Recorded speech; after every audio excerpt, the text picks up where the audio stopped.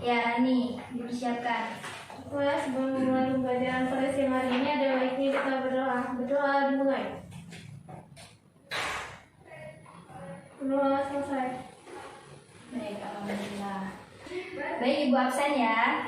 Ya Bu. Putri Amalia Maharani, Biro. Intan Adelia Rizky, Hadir Bu.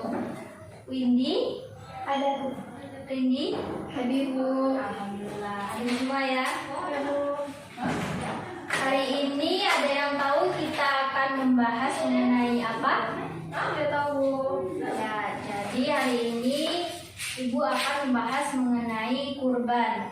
Nah, sebelumnya pertemuan minggu lalu Ibu telah menyampaikan mengenai penyembelihan. Ada yang masih ingat apa itu arti penyembelihan?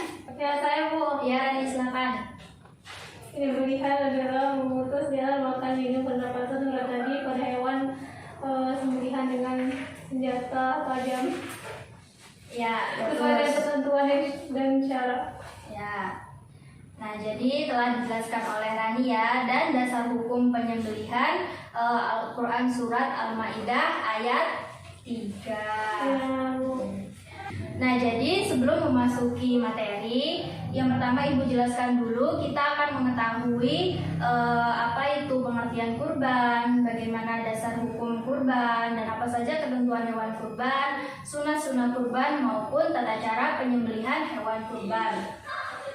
Nah, jadi kurban, istilah kurban sudah tidak asing ya bagi kita ya. Ya, Bu. Bahkan sejak Nabi Adam sudah disyariatkan. Kalian sudah tahu kan kisahnya Qabil dan Habil, yang mereka itu ada unsur ketidakikhlasan dari mereka karena salah satu kurban mereka tidak diterima. Dan kisah satunya yaitu kisah Nabi Ibrahim dan Nabi Ismail alaihissalam. Nah, jadi kurban berasal dari bahasa Arab yaitu qariba yakribu kurbanan. Ibu izin berdiri sebentar ya. Ya Bu. Nah, jadi kurban berasal dari bahasa Arab yang qariba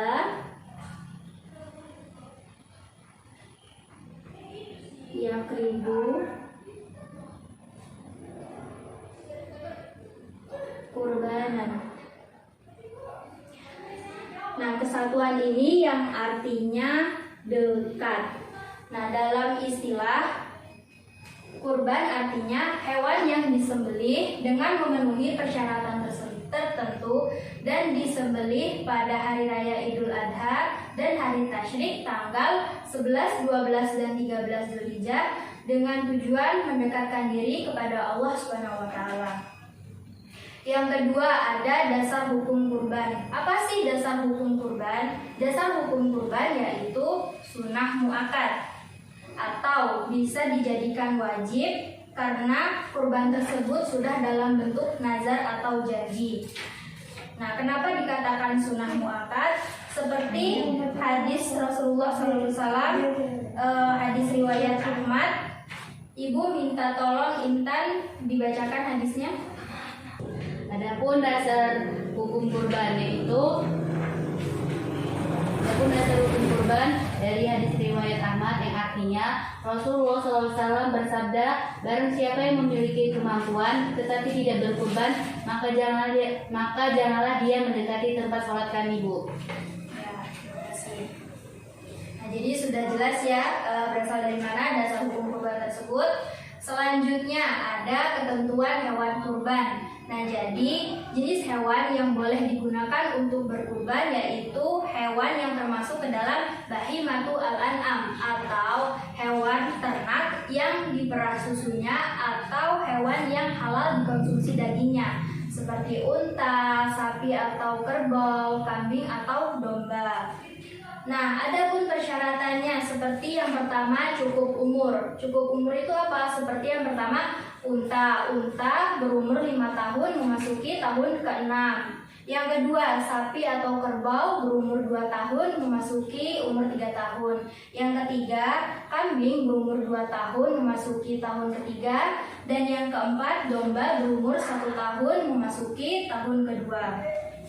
Yang selanjutnya tidak dalam kondisi cacat. Tidak dalam kondisi cacat itu dalam arti tidak pincang kakinya, tidak buta matanya, terus badannya tidak kurus kering, intinya badannya sehat ya.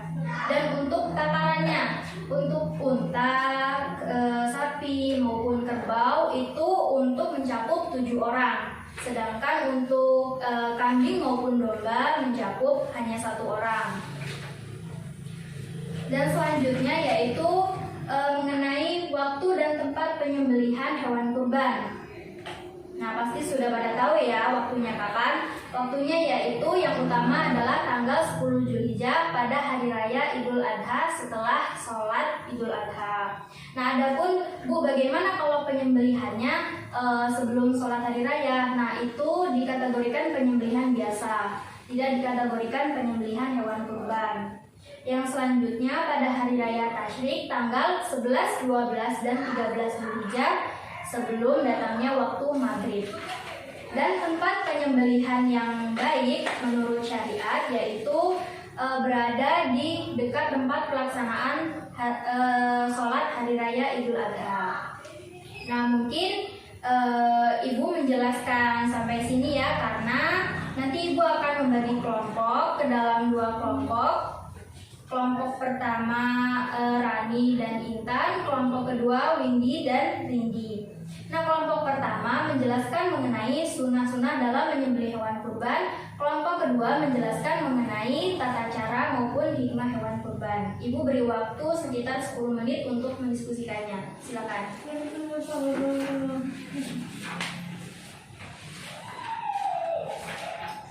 Bu.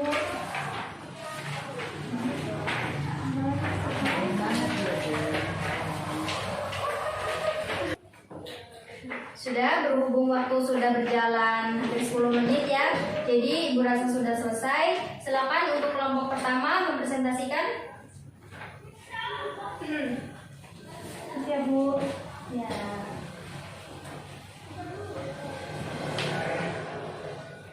Assalamualaikum warahmatullahi wabarakatuh. Baik, di sini kami dari kelompok 1 akan menyampaikan hasil diskusi kami. Materi yang pertama akan disampaikan oleh rekan saya, Intan. Intan, silakan. Baiklah, ada beberapa hal yang disunahkan saat menyembelih kurban. Yang pertama itu hewan kurban hendaknya disembelih sendiri jika orang yang berkurban itu laki-laki dan masih itu menyembelih, sebagaimana yang dilakukan oleh Rasulullah SAW dalam sebuah hadis yang artinya dari Anas radhiyallahu anhu.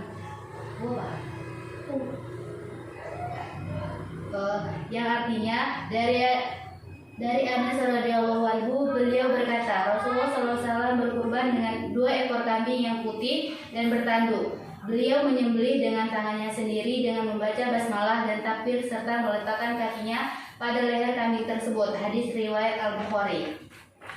Yang kedua yaitu diisyaratkan bagi orang yang berkurban bila telah masuk bulan Zulhijjah untuk tidak memotong rambut dan kukunya hingga hewan kurbannya disembelih. Hal ini sesuai dengan sabda Rasulullah SAW yang artinya dari Ummu Salamah radhiyallahu anhu bahwasanya Rasulullah SAW bersabda, apabila telah masuk 10 hari pertama Zulhijjah dan salah seorang kalian hendak berkurban, maka janganlah dia mengambil rambut dan kukunya sedikit pun hingga dia menyembelih kurbannya. Hadis riwayat Muslim. Terima kasih. Baik, untuk selanjutnya akan disampaikan oleh saya. Daging kurban itu sebaiknya dibagikan kepada fakir, miskin, dan kondisi lengkap dengan ketentuan sebagai berikut: 1/3 untuk yang berkurban dan keluarganya, 1/3 untuk fakir miskin, dan 1/3 untuk tetangga sekitar atau disimpan agar waktu bisa dimanfaatkan. Tujuan pembagian ini untuk mengikat tali silaturahmi dan sebagian untuk dirinya sendiri. Allah Subhanahu wa Ta'ala berfirman dalam Quran Surah Al-Hajj ayat 28, artinya agar mereka menyaksikan berbagai manfaat untuk mereka dan agar mereka menyebut nama Allah pada beberapa hari yang telah ditentukan atas rezeki yang diberikan kepada mereka berupa hewan ternak. Maka makanlah sebagian daripadanya dan berikanlah untuk memakan orang-orang yang sengsara dan fakir. Penyembelihan hewan kurban atau pengurus kurban boleh saja menerima daging kurban, tetapi bukan sebagai upah penyembelih atau upah pengurus hewan kurban. Hal ini sesuai dengan hadis yang berbunyi. Dari Ali radhiyallahu anhu, ia berkata Rasulullah SAW memerintahkan untuk mengurusi unta-unta kurban beliau. Aku menyedekahkan daging, kulit dan jilanya atau kulit yang ada pada punggung unta untuk melindungi diri dari dingin. Aku tidak memberi sesuatu pun dari hasil sembelihan kurban kepada tukang jagal. Beliau bersabda, kami akan memberi upah kepada tukang jagal dari uang kami sendiri. Hadis riwayat Muslim.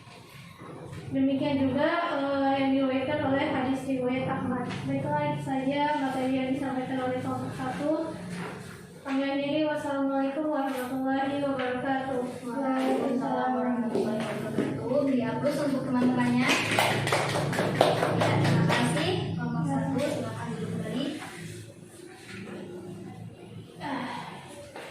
Ya, cukup baik ya, karena mereka juga tadi telah mengaitkan hadis-hadisnya juga. Dan kelompok 2 dipersilakan untuk maju ke depan.